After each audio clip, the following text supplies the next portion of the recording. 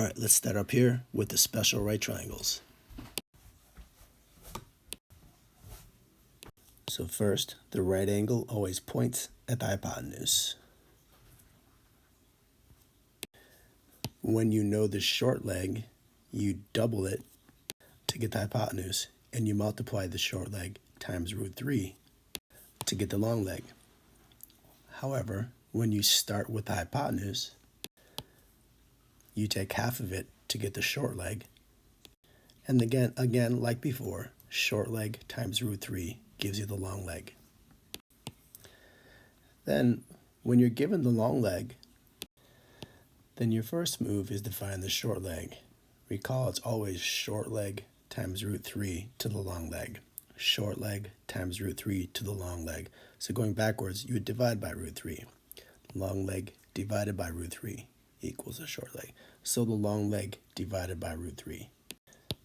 And now that we have the short leg, we double it to get the hypotenuse. So there's a review. When you start with the short leg, the hypotenuse, or the long leg. And what if we have 45, 45, 90? Then the legs are congruent. So if one leg is 13, they both are. And you do the leg times the square root of 2.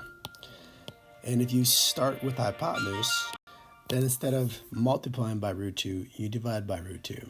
Hypotenuse is 50. 50 divided by √2 are the legs. Remember, it's your responsibility to know how to use your calculator to evaluate this and get the value.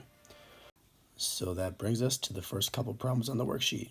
Over here with the 30, 60, 90, we have the hypotenuse, and therefore we'll go first to the short leg, half of the hypotenuse, and then to the long leg, which is the short leg times √3.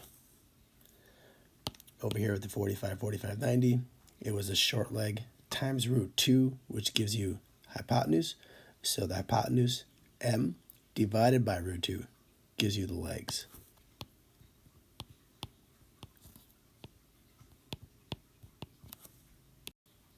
And if you rationalize this denominator, it would be m divided by 2 times √2.